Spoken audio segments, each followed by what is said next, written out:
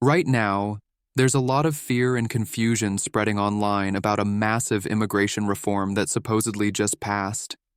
You might have seen videos claiming that millions of immigrants have suddenly lost their protection, that green card holders are being deported for minor offenses, and that everything changed overnight. But here's what you need to know.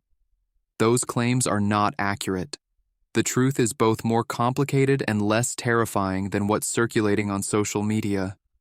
Today, I'm going to give you the facts about what's actually happening with immigration law, what H.R. 875 really is, and most importantly, what you need to do to protect yourself and your family.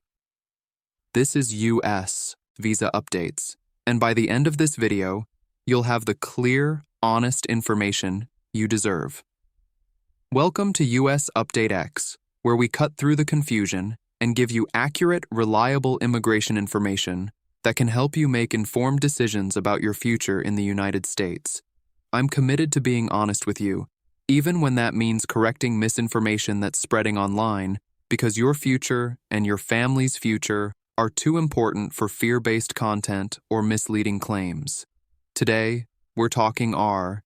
875, officially called the Jeremy and Angel C. and Sergeant Brandon Mendoza Protect Our Communities from DUIs Act. This legislation has been the subject of many videos claiming that massive immigration changes have already taken effect. But that's not accurate. So what's the real story? Let's break it down step by step, starting with what this bill actually is, what stage it's currently at in the legislative process, what it would do if it becomes law, and what the current rules actually say about DUI offenses and immigration. Part 1. What H.R. 875 actually is first. Let's be absolutely clear about the most important fact. H.R. 875 is currently a proposed bill. It is not law. It has not been enacted. Nothing has changed yet in terms of immigration enforcement. Here's the actual timeline. H.R. 875 was introduced in the House of Representatives by Representative Barry Moore from Alabama in early 2025. The bill passed the House of Representatives on June 26, 2025, with a vote of 246 to 160. That means the House approved it, but that's only one step in a much longer process. After passing the House, the bill moved to the Senate, where it was referred to the Senate Judiciary Committee. As of today, December 2025, the bill is still sitting in that committee. It has not been voted on by the full Senate. It has not been signed by the President. It is not law. For any bill to become law in the United States, it must pass both the House of Representatives and the Senate in identical form, and then be signed by the President. H.R. 875 has only completed the first step of this three-step process. The Senate could pass it, modify it, reject it, or simply let it sit in committee indefinitely. Even if the Senate passes it, the President still needs to sign it. Until all of these steps happen, this bill has no legal force. So when you see videos saying Congress has officially passed this law, or that millions of immigrants have suddenly found their lives turned upside down, those statements are false. The reality is that one chamber of Congress passed a bill, and now we're waiting to see what happens next. Part 2. What H.R. 875 would do if enacted. Now let's talk about what this bill would actually do if it does become law, because understanding the proposal is important for preparation and planning. H.R. 875 would make significant changes to how driving under the influence offenses affect immigration status. Specifically, it would add 2 new provisions to the Immigration and Nationality Act. The first change involves inadmissibility. The bill would create a new ground of inadmissibility for anyone who has been convicted of a DUI or DWI, or who admits to committing the essential elements of a DUI or DWI offense. This would apply regardless of whether the offense is classified as a misdemeanor or felony under state, local, tribal, or federal law. Misdemeanor or felony under state, local, tribal, or federal law. In practical terms, this means that if the bill becomes law, a single DUI conviction could make someone inadmissible to the United States. This would affect people applying for visas, green cards, or adjustment of status. It would also affect green card holders who travel outside the United States and then try to return, because they would go through an inadmissibility determination at the port of entry. The second change involves deportability. The bill would create a new ground of deportability for anyone convicted of a DUI or DWI offense. Again, this would apply regardless of how the jurisdiction classifies the offense.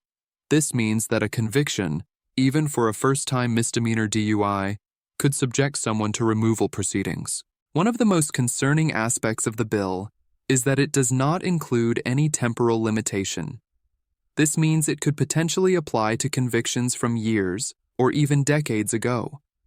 The bill also does not provide for any discretionary waivers or exceptions. Under current law, immigration judges and USCIS officers sometimes have discretion to consider factors like rehabilitation, family ties, and length of residence in the United States. This bill would remove that discretion for DUI cases. It's also important to note that the bill would make even an admission to DUI conduct a basis for inadmissibility, even without a conviction. This is particularly significant because admissions can happen in various contexts, such as during visa interviews, adjustment of status interviews, or even during traffic stops if information is later shared with immigration authorities. The White House has expressed support for this bill, and it does have bipartisan backing, though the vote in the House was largely along party lines. Immigration attorneys and advocacy groups have raised serious concerns about the bill's breadth, its potential to separate families, its lack of proportionality, and its elimination of discretion for immigration adjudicators. Part 3. Current law on DUIs and immigration. To understand why this bill matters, it's important to know what the current rules actually are. Right now, under existing law, a simple DUI is generally not an automatic ground for deportation or inadmissibility. That doesn't mean DUIs never have immigration consequences. They absolutely can, but it depends on the specific circumstances.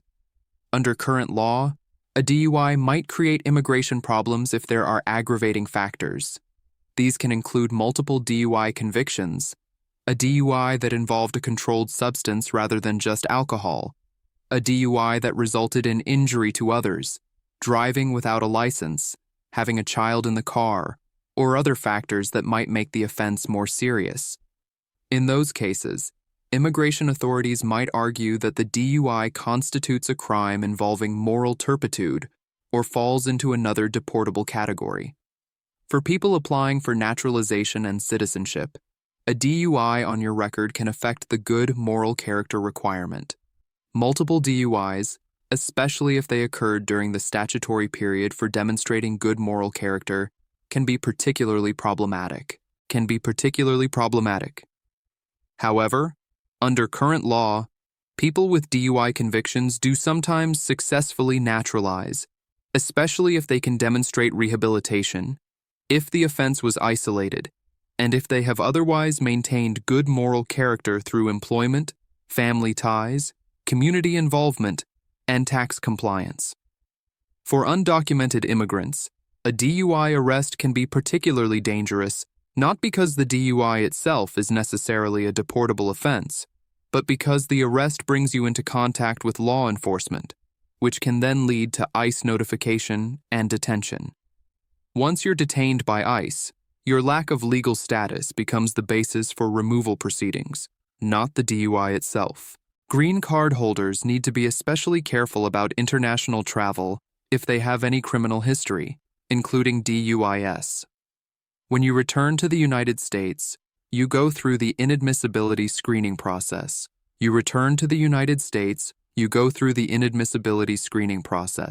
Depending on the facts of your case, criminal history, including certain DUIs, could potentially trigger questions and problems at the border, though again, under current law, a simple DUI without aggravating factors is not typically sufficient by itself to deny a green card holder re-entry.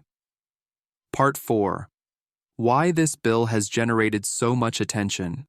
You might be wondering why this particular bill has generated so much discussion and concern in the immigration community. There are several reasons. First, the bill is extremely broad. Unlike current law, which requires aggravating factors or multiple offenses, H.R. 875 would make a single DUI, even a first-time misdemeanor, a categorical ground for inadmissibility and deportability. Immigration attorneys point out that this treats a DUI as equivalent to much more serious crimes in terms of immigration consequences. Second, the bill eliminates discretion. Under current immigration law, officers and judges often have the ability to consider the totality of circumstances. They can look at factors like rehabilitation, the passage of time, family ties, contributions to the community, and whether removing someone would cause exceptional hardship to U.S. citizen family members. H.R. 875 would remove that discretion for DUI cases, making the consequences automatic. Third, the bill appears to apply retroactively. The bill doesn't include language limiting it to future convictions only. This means that someone who had a DUI 10 or 20 years ago, who has since maintained a clean record, raised a family, built a business, and contributed to their community, could still face deportation or inadmissibility under this law if it passes. Fourth, the bill includes admissions, not just convictions. This is unusual and concerning. You could be deemed inadmissible simply for admitting to the essential elements of a DUI, even if you were never charged or convicted. This could come up during visa interviews, adjustment of status applications, or other interactions with immigration authorities. Finally, there's concern about proportionality. Immigration advocates argue that while drunk driving is absolutely a serious issue that endangers public safety, the immigration consequences created by this bill are disproportionate, especially for first-time offenders or cases without injury or property damage. They point out that this bill would result in automatic deportation for conduct that might result in probation, a fine and classes for a U.S. citizen. Part 5. What should you do right now? Given all of this information, you're probably wondering what you should actually do. Here's my practical advice based on the current situation. First, understand that nothing has changed yet. If you have a DUI on your record, you are not suddenly deportable today because of H.R. 875. The current rules still apply. Don't make any panicked decisions based on videos claiming that everything has already changed, because that's not true. Second, if you have any criminal history, including DUIs, and you're a non-citizen, this is an excellent time to consult with an experienced immigration attorney. Whether or not H.R. 875 becomes law, it's wise to understand how your specific situation might be affected. An attorney can review your case, tell you what your risks are under current law, help you understand what might happen if this bill passes, and advise you on steps you can take now. Third, if you're eligible for naturalization and citizenship, this is a strong reminder of why citizenship matters. U.S. citizens cannot be deported. If you have a green card and you're eligible to naturalize, seriously consider moving forward with your citizenship application. Citizenship is the ultimate protection, and once you're a citizen, bills like H.R. 875 won't affect you. Fourth, if you're a non-citizen and you're considering traveling outside the United States, especially if you have any criminal history, consult with an immigration attorney before you travel. Before you travel. International travel can sometimes trigger inadmissibility issues at the border, and it's better to know what your risks are before you leave rather than finding out when you try to return. Fifth, if you're facing DUI charges right now, it's absolutely critical that you work with both a criminal defense attorney and an immigration attorney. Your criminal defense attorney needs to immigration attorney. Your criminal defense attorney needs to know about your immigration status, so they can structure any plea deal or resolution in a way that minimizes immigration consequences. Not all criminal outcomes that look similar actually have the same immigration impact, and an experienced attorney can make a huge difference. Sixth, avoid driving under the influence. This should go without saying, but it's worth emphasizing. Drunk driving endangers lives, and it's never worth the risk. Beyond the obvious safety and legal issues for non-citizens, even under current law, a DUI can create significant immigration problems. If H.R. 875 becomes law, those problems become much more severe. The absolute best protection is to never drink and drive. Part 6. How to monitor this bill. If you want to follow what happens with H.R. 875, there are reliable ways to do that. You can visit congress.gov and search for H.R. 875. That official government website will show you the current status of the bill, any actions taken, and the text of the legislation. You can also check with immigration law organizations like the American Immigration Lawyers Association, which provides updates on significant pending legislation. Many immigration law firms also publish updates on their blogs and websites about significant pending legislation. Following several reputable immigration law firms can help you stay informed about developments as they happen. If this bill does move forward in the Senate, there will likely be hearings, public comment periods, and debate. These things don't happen overnight, and they're not secret. You'll have time to prepare and respond if the bill advances. Part 7. The bigger picture. It's worth stepping back and looking at the bigger picture here. Immigration law is complex and it's constantly evolving. Bills are introduced in Congress all the time. Some pass, many don't. Even bills that have strong support can stall in committee, get significantly modified, or fail to get enough votes. The fact that H.R. 875 passed the House is significant, and it's worth paying attention to. The White House support increases the likelihood that it could become law, but we're still in the middle of the legislative process, and many things could happen between now and final passage. What this situation really demonstrates is the importance of staying informed through reliable sources.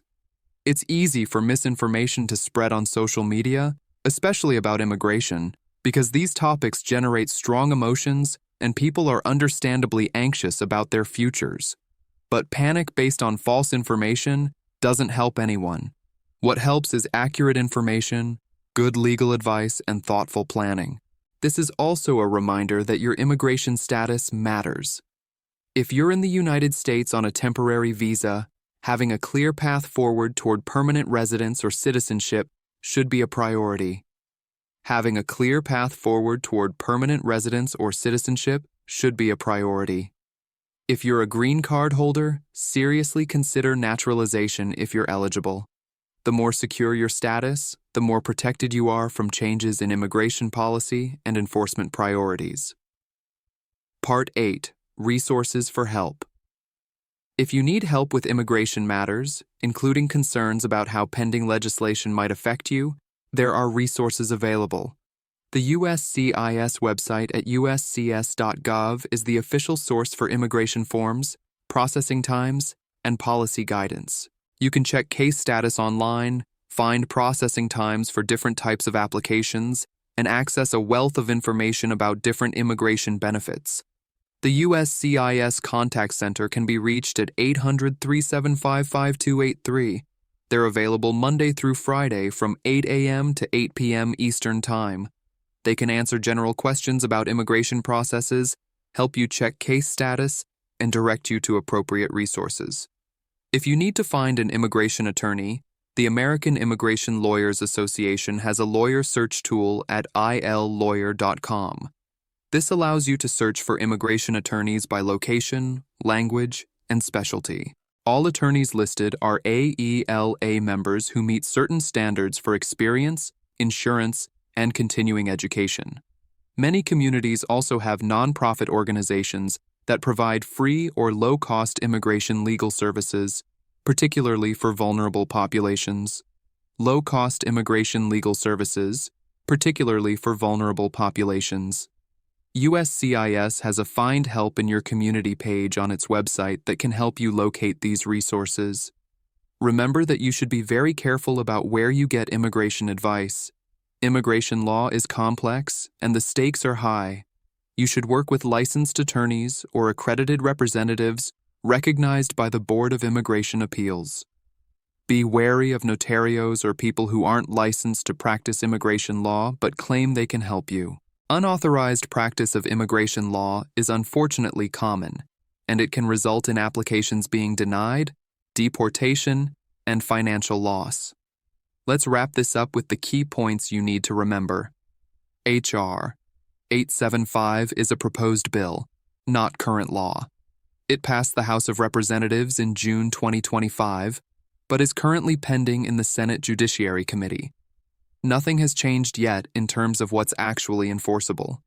If H.R. 875 becomes law, it would make any DUI conviction or admission a ground for inadmissibility and deportability, regardless of requires aggravating factors for a DUI to create serious immigration consequences.